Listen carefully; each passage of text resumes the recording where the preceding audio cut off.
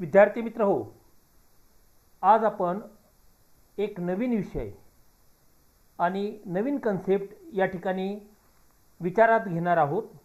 त्याची माहिती आपण जाणून घेणार आहोत.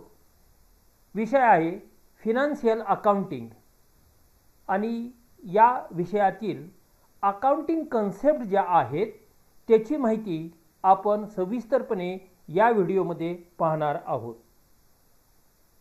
मित्र हो, सावित्रीबाई फुले पुणे विद्यापीठाअंतर्गत FY/BCom साठी फिनान्शियल अकाउंटिंग हा कंपल्सरी विषय आहे आणि या विषयाच्या पहिल्या टॉपिकमध्ये जो भाग दिलेला आहे तो म्हणजेच अकाउंटिंग कन्सेप्ट अँड कन्व्हेन्शन.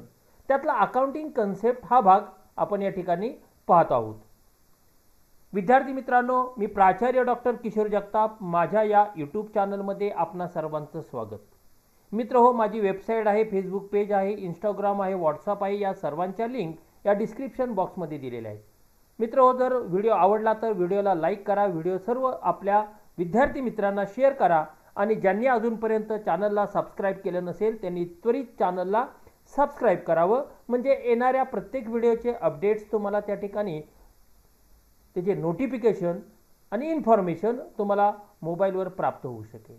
तर चला पाहूया अकाउंटिंग कन्सेप्ट या संबंधातला थेरॉटिकली भाग. अकाउंटिंग कन्सेप्ट म्हणजे नक्की काय आहे हे आपण आता पाहणार आहोत. तत्पूर्वी अकाउंटिंग म्हणजे काय, what is mean by accounting. Accounting is generally refers to as the language of business. Accounting means the art of recording, classifying and summarizing in a significant manner and in terms of money transactions and events which are in part at least of a financial character and interpreting the results thereof. Over the years, so many definitions have been formulated by the professionals, keeping in view with the changing socio-economic scenario. हे आपण accounting बद्दल पाहिल्यानंतर मग त्या अकाउंटिंगच्या definitions घ्या, objectives घ्या, त्यानंतर अकाउंटिंग प्रिन्सिपल्स घ्या, अकाउंटिंग स्टँडर्ड घ्या. हे सगळं आपण स्वतंत्रपणे पाहणार आहोत. परंतु त्यापैकीच एक भाग म्हणजेच अकाउंटिंग कन्सेप्ट. आणि अकाउंटिंग कन्सेप्ट जे आहेत ते आपण या ठिकाणी पाहणार आहोत. तर नक्की काय आहे अकाउंटिंग कन्सेप्ट याची माहिती आपण घेऊया. Accounting concept basically an accounting concept is an opinion. Accounting concept is the base of involving a set of rules and guidelines to record business transaction. It is a recognized presumption the business in an accounting equity separate from its owner is a sole proprietorship or partnership firm or a limited company, that is private limited as well as public limited company. Accounting concept is not subject to any proof because it is only an opinion based on the assumption. Despite the fact that accounting concept is not a fact, its role in the preparation of financial statement or any accounting process is well recognized by the accountant. The factors that determine the evaluation of accounting concepts are, कुठल्या कुठल्या आहेत. पहिली fact आहे new invention, improvement in technology, increase business activities, proliferation of multinational companies as an impact of globalization all necessitate new kinds of varied transactions. Hence, new accounting concepts have to be developed to combat with such innovations in technology. Accounting concepts are ever changing in nature. Second, New accounting concepts have to be devised keeping pace with the changes in legal, social, economic environments. In general, while recording business transaction, business entity concept and historical cost concept have been taken as a basic concept. There are some more basic accounting concepts that are being observed while preparing the financial statement. They are कोणकोणत्या accounting concept आहे त्याची इथे माहिती दिलेली आहे. पहिली accounting concept आहे ती म्हणजे मनी मेजरमेंट कन्सेप्ट. दुसरी आहे बिझनेस एंटिटी कन्सेप्ट, त्यालाच अकाउंटिंग एंटिटी कन्सेप्ट किंवा फक्त एंटिटी कन्सेप्ट असं म्हणतात. तिसरी आहे ड्युअल आस्पेक्ट कन्सेप्ट, त्यानंतर आहे पिरियडिकल कन्सेप्ट, त्यानंतरची रिअलायझेशन कन्सेप्ट, मॅचिंग कन्सेप्ट, ॲक्युरल और cash concept, going concern concept आणि हिस्टॉरिकल कॉस्ट कन्सेप्ट अशा 9 कन्सेप्ट या अकाउंटिंग कन्सेप्टच्या आहेत. याची डिटेलमधील माहिती आपण पुढील प्रमाणे पाहणार आहोत. 1. Money measurement concept. The money measurement concept highlights the fact that in accounting, all transactions of any type of enterprises are recorded in terms of money. म्हणजे जेवढ्या अकाउंटिंग ट्रान्झॅक्शन्स आहेत मनीच्या संदर्भात त्या तुम्हाला त्या ठिकाणी रेकॉर्ड केल्या जातात. According to money measurement concept, transactions which cannot be expressed in terms of money are not recorded in the books of account. मनी सोडून इतर कुठल्याही ट्रान्झॅक्शन्स इथे या कन्सेप्टनुसार रेकॉर्ड केल्या जात नाहीत. They assume that money is a stable unit of measurement which means same value of money for all items is taken into consideration. This concept suffers from a serious limitation. According to this concept, a transaction is recorded as its money value on the date of transaction. म्हणजे काही benefit असताना सुद्धा काही limitation या कन्सेप्टमध्ये आहेत. त्या लिमिटेशनमधला हा एक भाग इथे आपण सांगितलेला आहे. It fails to recognize the frequent changes in the money value. हा सेकंड ड्रॉबॅक या मनी मेजरमेंट कन्सेप्टचा आहे. For example, a machinery was purchase for ₹2 lakhs in 2020 and another machinery transaction of purchase of machinery for ₹3 lakhs in 2021 were recorded at ₹2 lakhs and ₹3 lakhs respectively. त्या इयरमध्ये त्या transaction 2 लाखाच्या आणि 3 लाखाच्या नोंद केलेल्या आहेत. But the worth of machinery purchase in 2020 is more in real terms than the one that was purchased in 2021 though it is recorded as ₹3 lakhs. Both these transactions are shown in today's balance sheet, that is 2021, at the rate on which they were purchased. मागील सर्व कालावधीमधल्या transaction ज्या असतील त्या सर्व transaction या current इयरच्या balance शीटमध्ये नोंद केल्या जातात.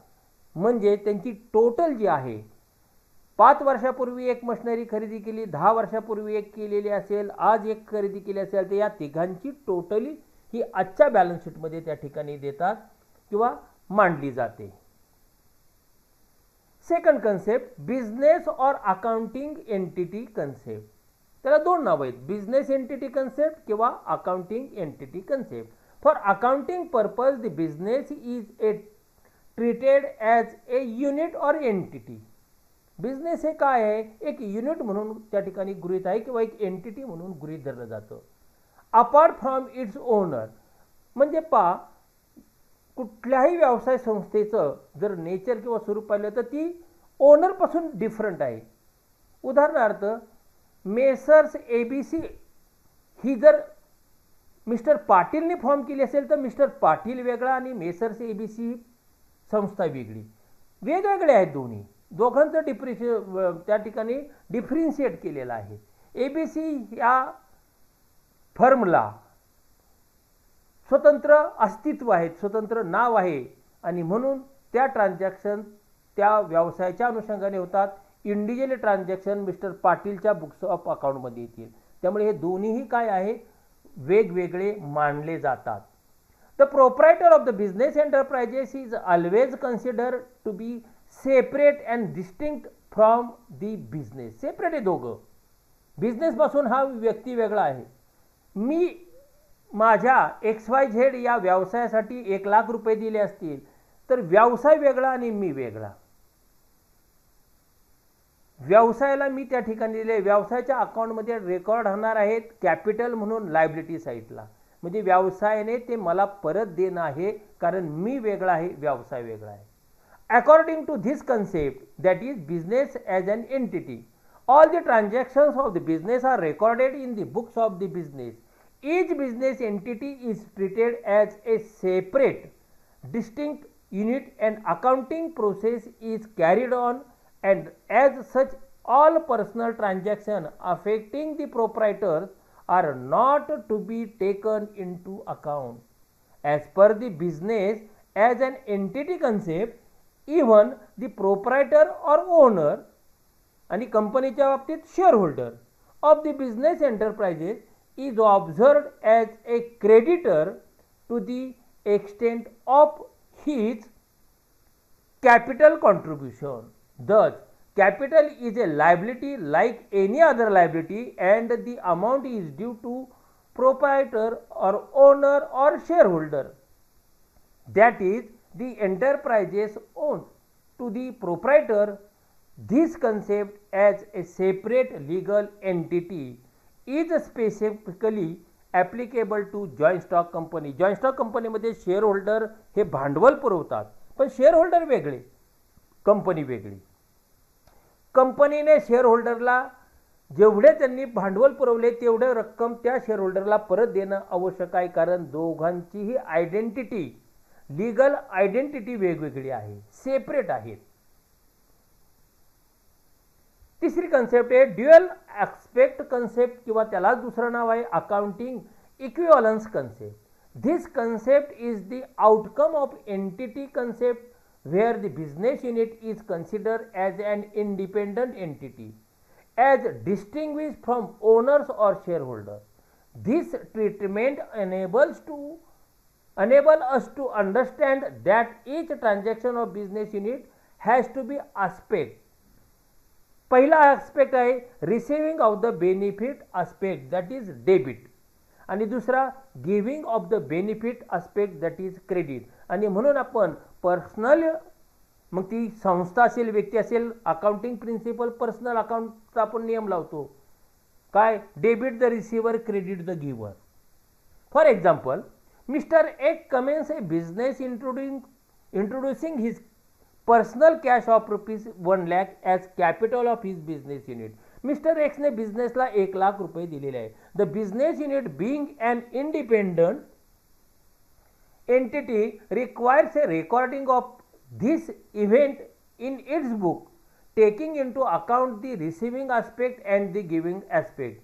Here, the business unit receives cash ₹1 lakh as an asset in the form of cash. Receiving aspect, त्याला काय म्हणतो आपण, receiving aspect. आता giving aspect पहा. And this cash received from the capital of the business which should be returned to Mr. X, that is capital being a liability, that is giving aspect. This indicates every receiving item has an equal giving items or vice versa, त्याच्या बरोबर विरुद्ध असू शकेल. This is recorded in the form of accounting equation which is as follows. पहा कसं, asset is equal to liability. liability म्हणजे capital म्हणजे प्रोप्रायटर्स equity. पहा असेट काय आहे तर व्यवसायात कॅश आलेली आहे किती 1,00,000. मग त्याचबरोबर त्याच वेळीस व्यवसायाचं त्या प्रोप्रायटरला देणं पण 1,00,000 आहे. म्हणजे asset is equal to liability, cash is equal to capital. Suppose out of this cash rupees 30,000 is used for purchasing machinery, then the equation change to basic principle asset is equal to liability. मग इथे आपल्या जी liability आहे ती capital आहे ती 1,00,000 तशीच राहणार आहे. मग असेट जी आहे ती जी 1,00,000 रुपयाची कॅश आली त्यातले 30,000 मशिनरीसाठी गेले, मशिनरी आली म्हणजे 30,000ची मशिनरी, कॅश राहिली 70,000. या दोन्ही असेट, कॅश पण आणि मशिनरी पण, cash current asset, machinery fix asset, म्हणजे 70,000 अधिक 30,000 म्हणजे 1,00,000 इज इक्वल टू कॅपिटल 1,00,000. म्हणजे dual concept. The dual aspect concept forms the basis of double entry principle to be followed in accounting to affirm that every debit has a corresponding credit formulating to an accounting equation. प्रत्येकाला debit दिलं की credit. Double entry accounting system मध्ये आपण ते शिकलं. Accounting system 2, single entry system, double entry system. सर्व firms या कंपन्या या डबल एंट्री सिस्टीमचा वापर करतात आणि त्यामुळे एक ट्रान्झॅक्शन जर झालेली असेल तर त्याला डेबिट, त्याचबरोबर करस्पॉन्डन्स इफेक्ट हा क्रेडिटला दिला जातो. That is asset is equal to liability. चौथी कन्सेप्ट आहे पिरियडिसिटी कन्सेप्ट, और त्याला दुसरं नाव आहे अकाउंटिंग पिरियड कन्सेप्ट. या नावाचा भाग चांगला लक्षात ठेवा. पॅरलल नावं, समानार्थी नावं लक्षात ठेवा. The net income of the business really speaking can be measured correctly by computing the assets of the business existing at the time of its commencement with those existing at the time of its liquidation. As per the going concern concept, the life of the business is indefinite. Going concern मध्ये कुठल्याही व्यवसाय संस्थेचं आयुष्य किती आहे? अनंत. माहिती नाही, infinity मध्ये राहतो. In that case, one has to wait for a very long period to know the result of his business. आता पहा तुम्ही, एखादी व्यवसाय संस्था सुरू झालेली आहे, 10 वर्ष झालेला आहे आणि अजून पुढची 20 वर्षे गेल्यानंतर 30 वर्षानंतर जर अकाउंटिंग आपण पाहिलं आणि 30 वर्षानंतर लक्षात आलं अरे पाठीमागच्या 30 वर्षामध्ये अनेक आपल्याला व्यवसायामध्ये चढ उतार झाले, प्रॉफिट लॉस झालेले, हे 30 वर्षानंतर कळून उपयोगीचे नाही. आणि म्हणून प्रत्येक वर्षाला त्या ठिकाणी अकाउंट प्रिपेअर करा. त्या वर्षाचं काय बेनिफिट आहे त्या व्यवसाय संस्थेला ते पहा. लॉस होत असेल तर त्याचे रिझन आपल्याला शोधता येईल, त्याच्यावर त्या रेमेडीज शोधून काढता येईल.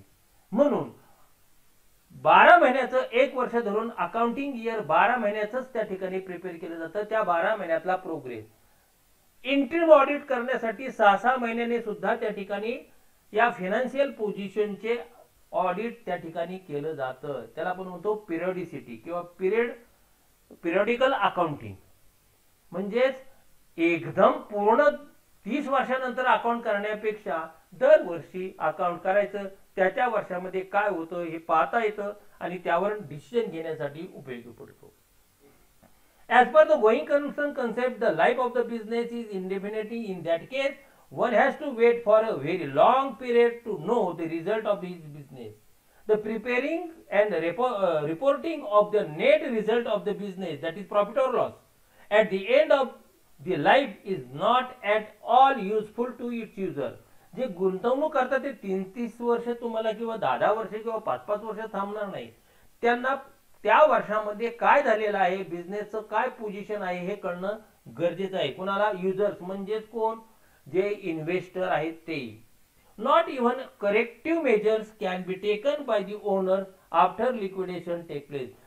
30 वर्ष झालं कंपनीचं विसर्जन झालं तर कुठल्याही प्रकारचे निर्णय घेता येत नाही आणि म्हणून निर्णय घेण्यासाठी त्या पिरियड मधलं अकाउंटिंग पाहणं गरजेचं आहे.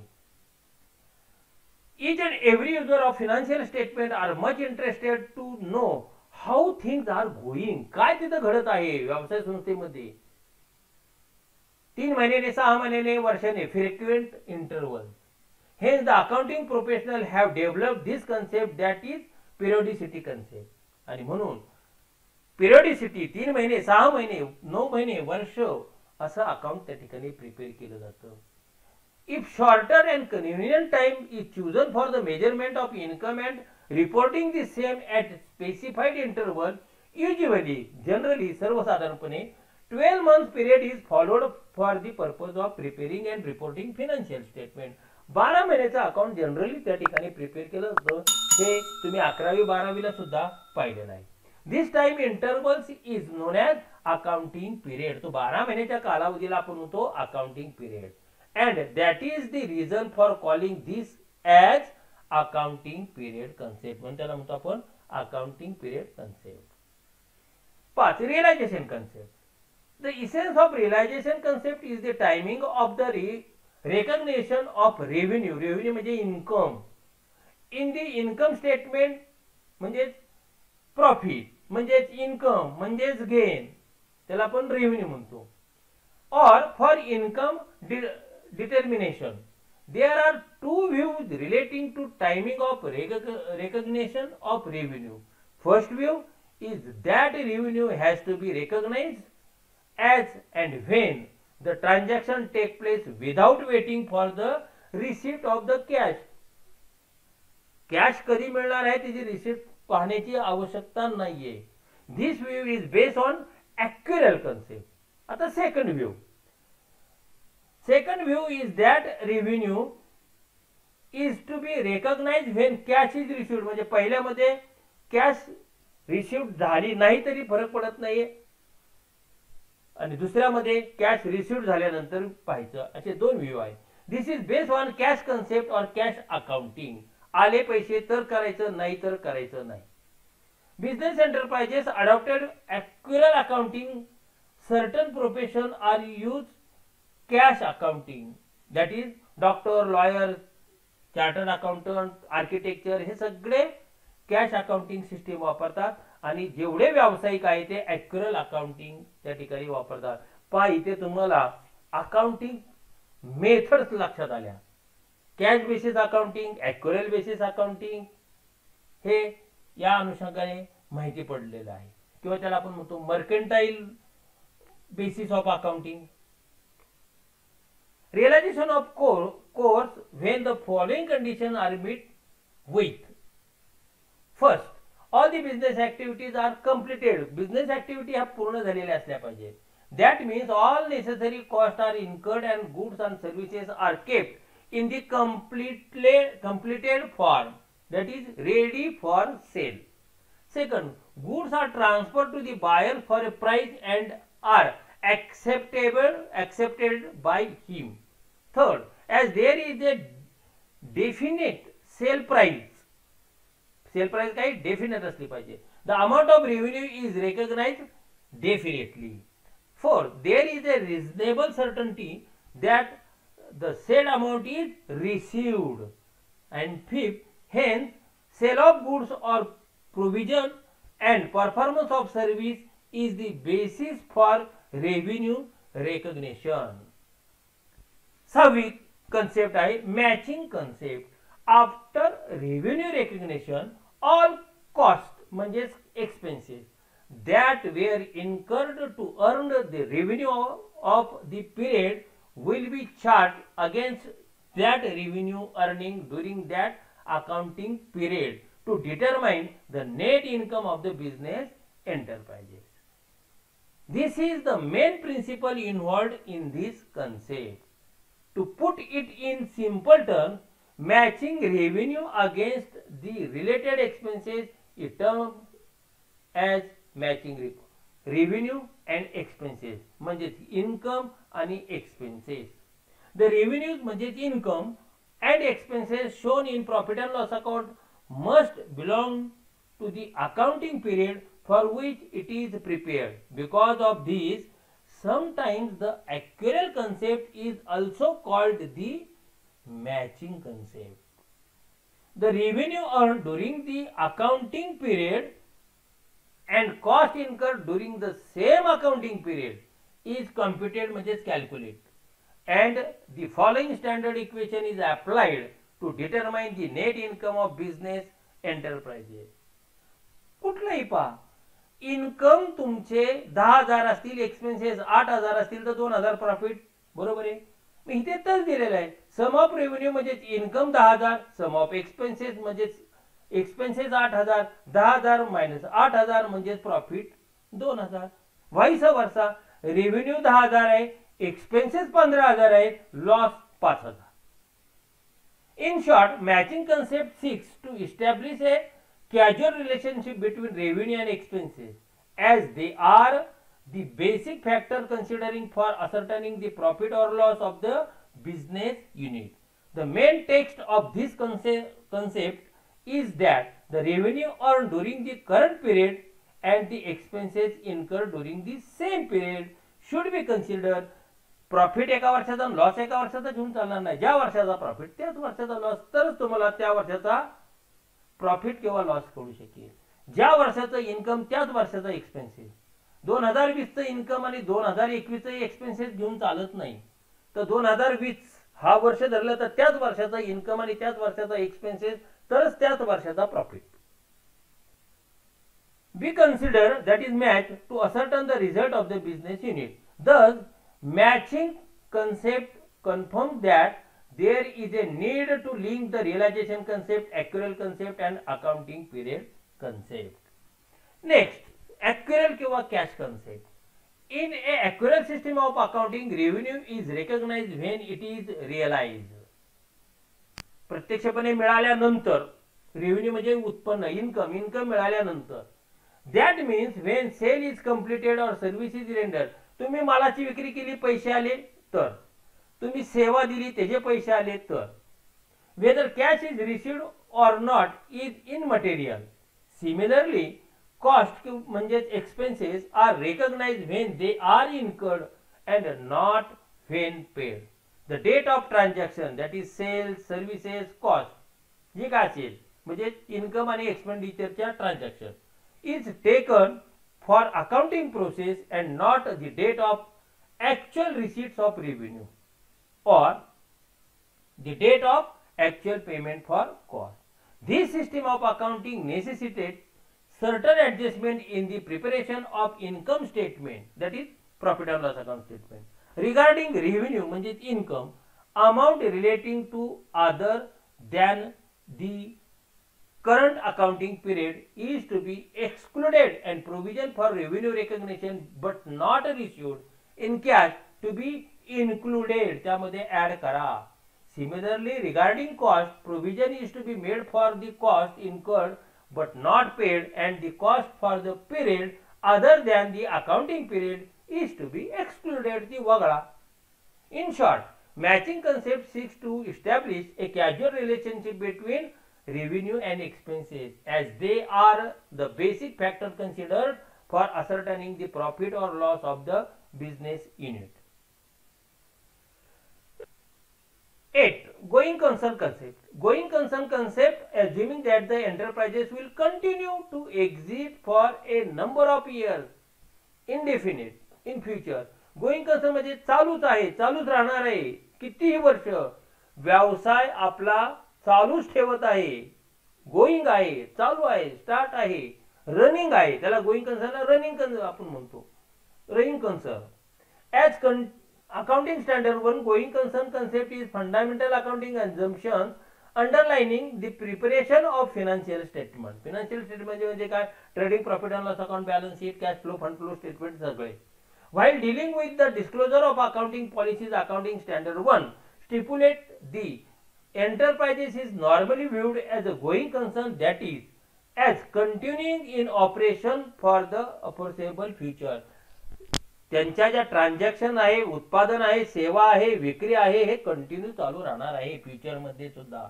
It is assume that the enterprises has neither the intention nor the necessary for liquidation or of curtailing materially in scale of its operation. कुठल्याही प्रकारे व्यवसाय बंद होणार नाही, लिक्विडेशन होणार नाही, वाइंडिंग अप होणार नाही, तर व्यवसायाचं अस्तित्व कायम राहणार आहे. Construction activities is a typical example. Once the construction of the specified project is completed, the business come to an end. Construction पूल बांधायचं काम झालेलं आहे, व्यवसाय बंद. ऑन द अदर हँड पण certain business enterprises that are ended in automobile consumer goods, बाकीचा पा कन्स्ट्रक्शन आहे एका स्पेसिफिक त्या कन्स्ट्रक्शन पुरतं मर्यादित, कन्स्ट्रक्शन संपलं, प्रोजेक्ट बंद. पण इकडे मात्र ज्या बाकीच्या कंपन्या आहेत, ऑटोमोबाईल आहे, कंझ्युमर गुड्स आहे, ह्या मात्र कसं आहे कित्येक वर्ष चालत राहणार आहे, ते बंद नाही, लिक्विडेशन नाही होणार त्यांचं. त्यालाच आपण म्हणतो going concern. It will continue it operation in the foreseeable future. This going concern concept is followed in the valuation of assets. The going concern concept facilitates the classification of assets and liability as short term and long term. This concept is a boom to investor. अतिशय महत्वाचं वाक्य. They may not be an inactivity on the life of the enterprises. Assets are depreciated on the basis of the expected life, not on the basis of market value.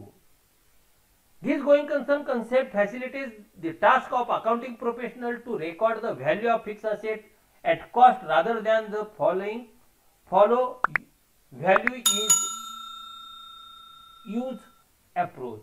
Market price ignore. पहा तुम्हाला नेहमी 11वी 12वी अकाउंटला एक final अकाउंटला closing stock valued at cost and its market value, cost price आणि market price देतात. तुम्ही काय करता, which ever less. Approach same आहे तोच इथे पहा. मार्केट जर कॉस्ट प्राइस दिली असेल तर आणि मार्केट प्राइस दिली असेल तर कॉस्ट प्राइस त्या ठिकाणी कन्सिडर करायचं. पुढे this is for the treatment of fix asset. For current asset they are valued at lower of cost or market value. म्हणजे पहा फिक्स असेट साठी कॉस्ट व्हॅल्यू धरायची, मार्केट व्हॅल्यू दिली असेल तरी. मात्र करंट असेटला क्लोजिंग स्टॉक काय आहे, करंट असेट आहे, त्याला मात्र व्हॅल्युएशन करताना cost price or market price whichever is less, त्यातली कमीत कमी आहे ती गृहीत धरायची, असं हे कन्सेप्ट सांगते. Historical cost concept. According to the cost concept the asset is recorded at the price paid to acquire it. मी बिल्डिंग खरेदी केली 10 लाखाची, 10 लाख कॉस्ट प्राइस. मी मशिनरी खरेदी केली 2 लाखाची, 2 लाख कॉस्ट प्राइस. मी जी प्राइस पेड केली ती कॉस्ट. That is a cost value not market value. Market value नाही, जी पेड केली असेल ती. And this cost is the basis for all subsequent accounting for the asset. This is also called as historical cost because the acquisition cost which is taken as a basis relates to the past. In case if nothing is paid for acquiring the asset as per this concept, it will not be recorded in the books of account as an asset. In this context, it is appropriate to quote this thus the knowledge and skill that is built up as the business operates, a teamwork that grows up within the organization, a favorable location that become of increasing importance as time goes by, a good reputation with its customers. None of these appears as an asset in the accounting of the concept. Company अशी ही historical cost concept सांगते. विद्यार्थी मित्रांनो, या 9 आपण accounting concept त्या ठिकाणी पाहिलेल्या आहेत.